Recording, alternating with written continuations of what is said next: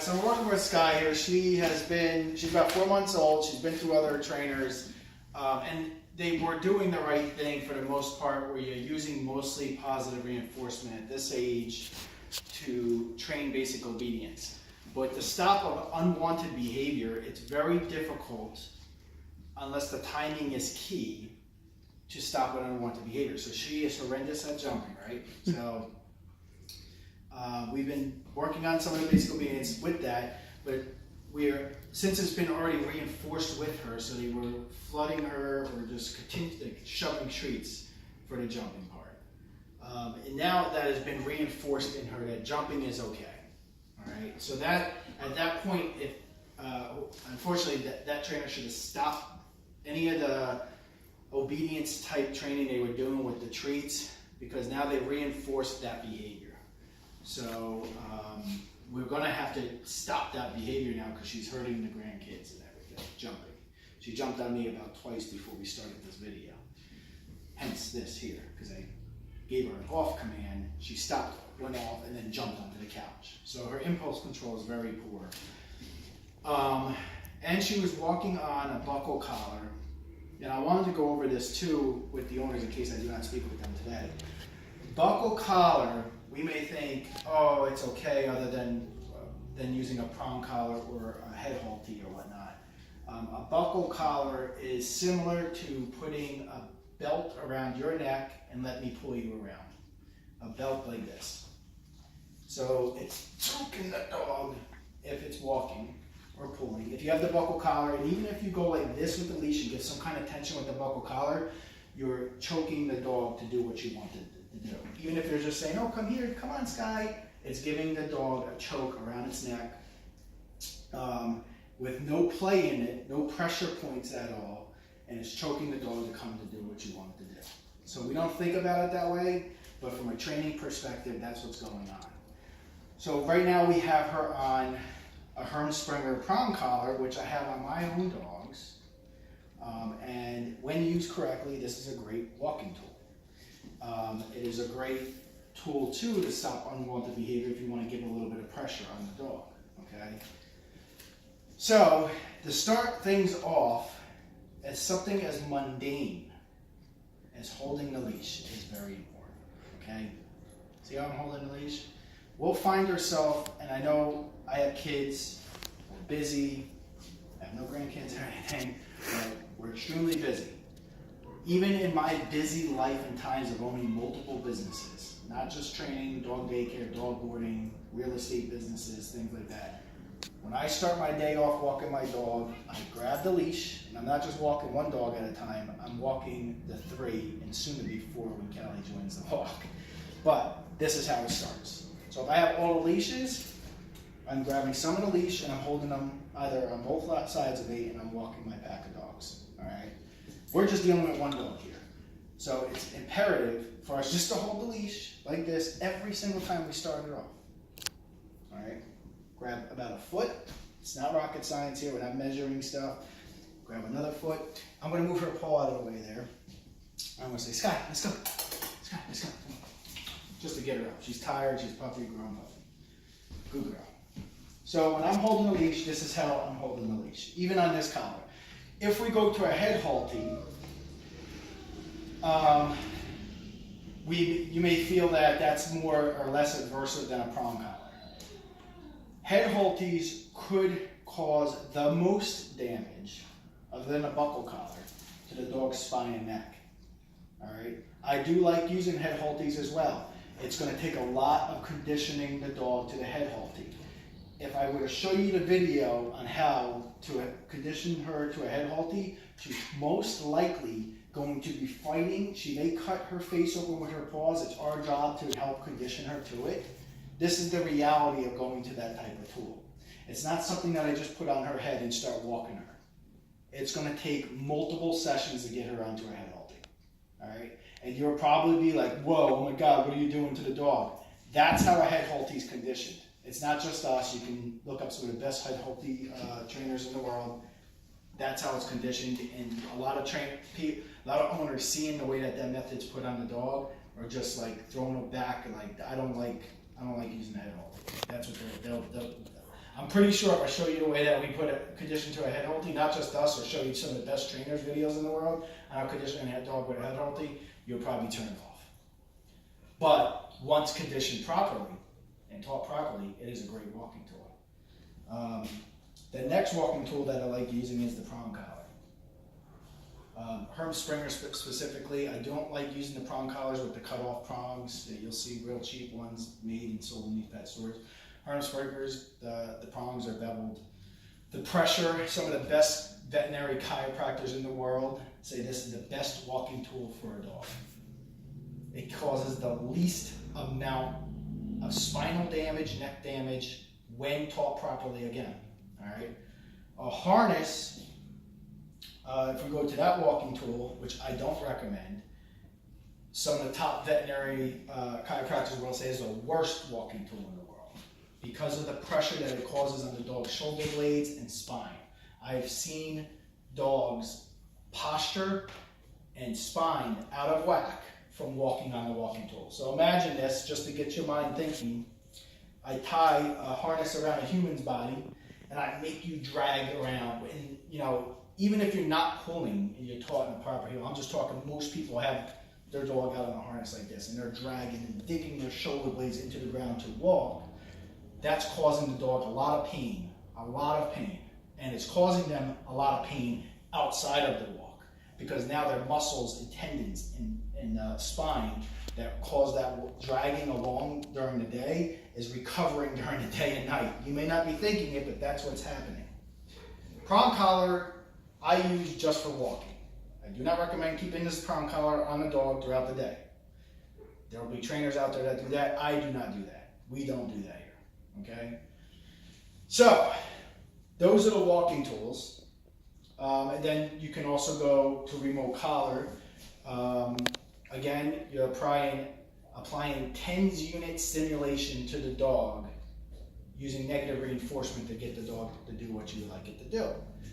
Very similar if I use negative reinforcement by applying pressure on my child's hand and ask them to sit over on this couch. That's the similar type of pressure that I would be asking on a dog. Okay?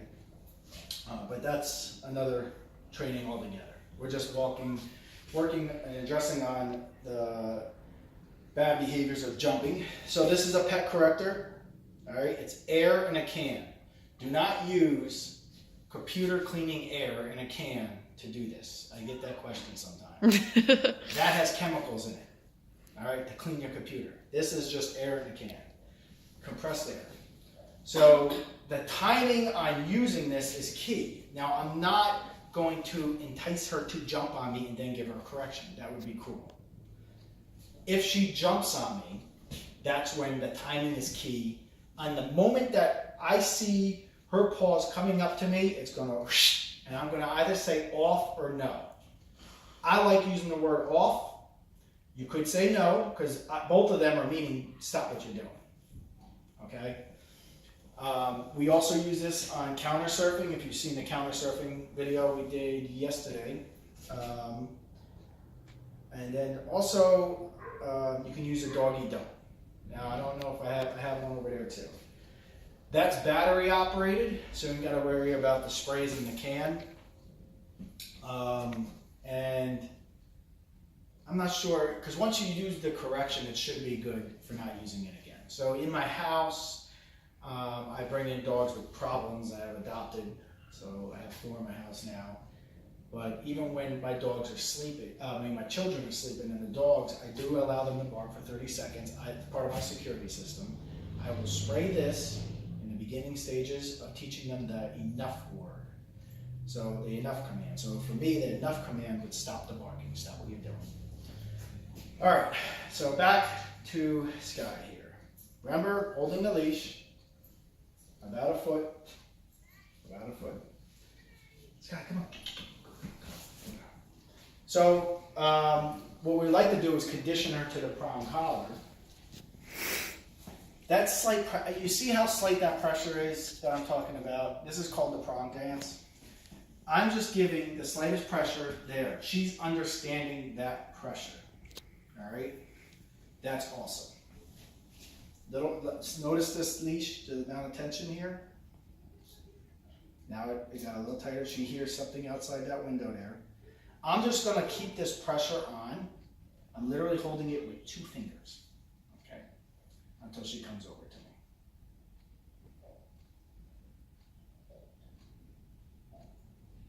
And she's like,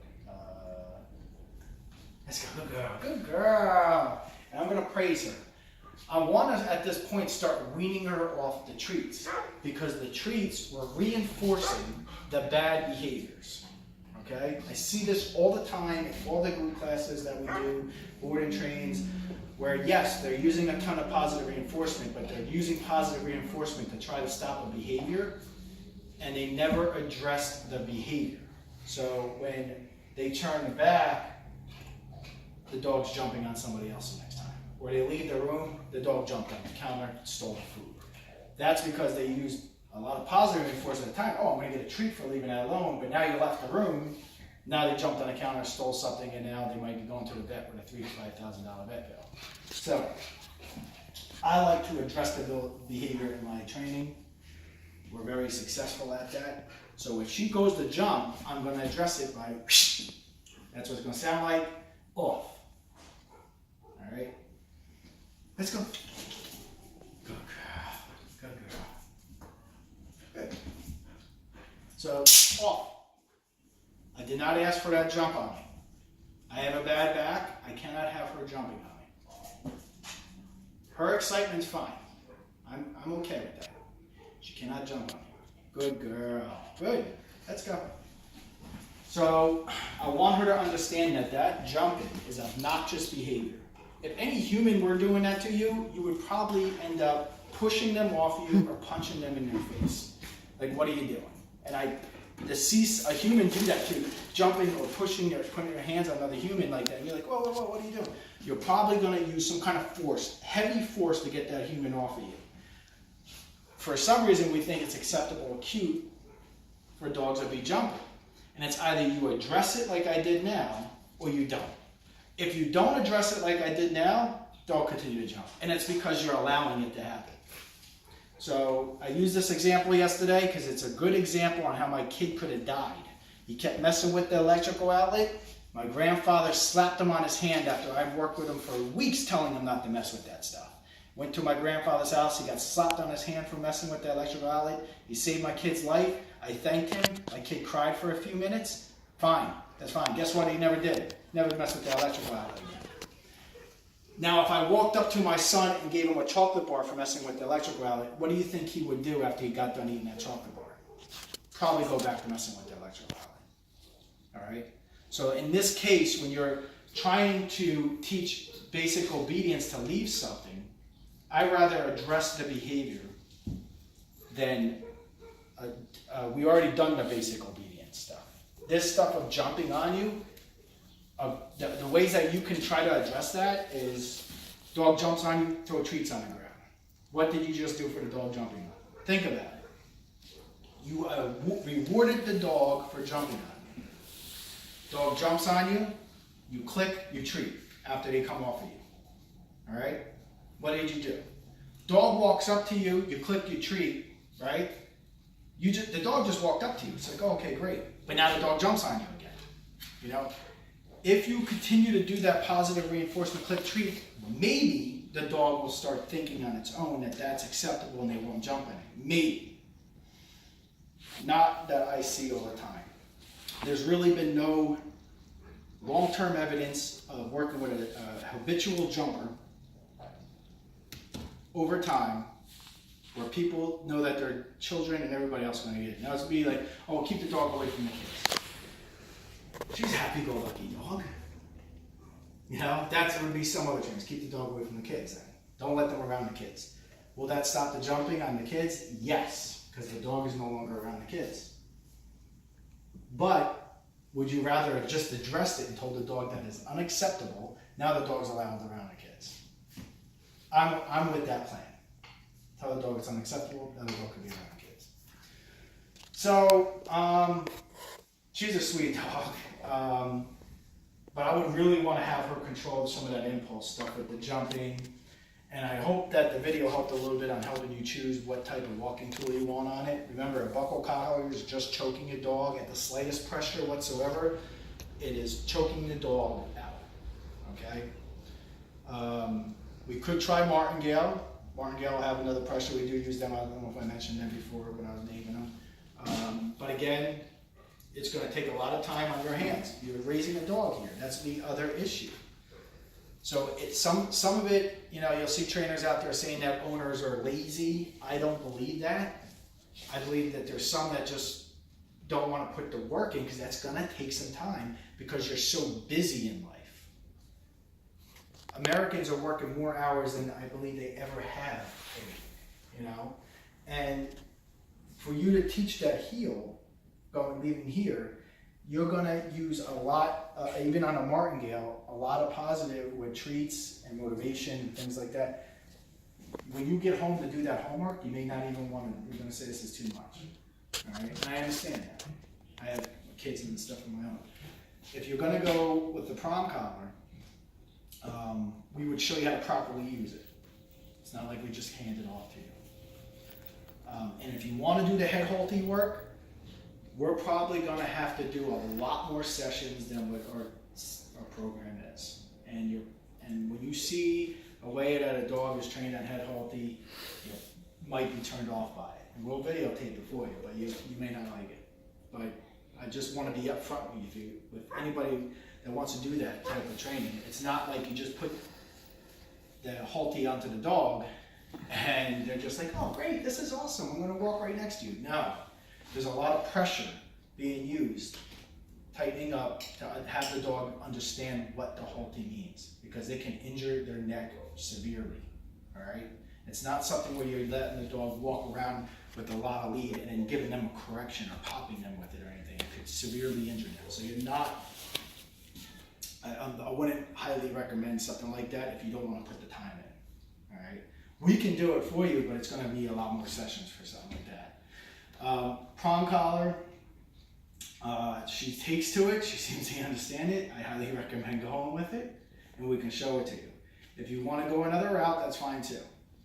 But that's why we like to be up front and just let you know exactly the type of tools we would be using, the type of methods. There's no la-la land things. We're not going to tell you to go with a pressure harness or a no-pull harness. Those cause a lot of damage to the dog. All right. So some of them even have pressure points on the shoulders, causing a lot of pain to the dog's shoulders. So just because you hear the word harness or whatnot, don't think it's always good for the dog. All right. But I highly recommend at the moment that she jumps, telling her off or no. It's unacceptable behavior. All right? Especially with me. I have bad back. I can't have dogs jumping on me. It's very rude, and I don't know. I don't allow a dog jump on me. That's it. That's my lookout. I love dogs. I just can't have them jumping on me. They shouldn't be jumping on the kids or anything like that either. So think about the kids' feelings. If they're crying and getting hurt, it's not funny and cute that she's doing it. It needs to stop.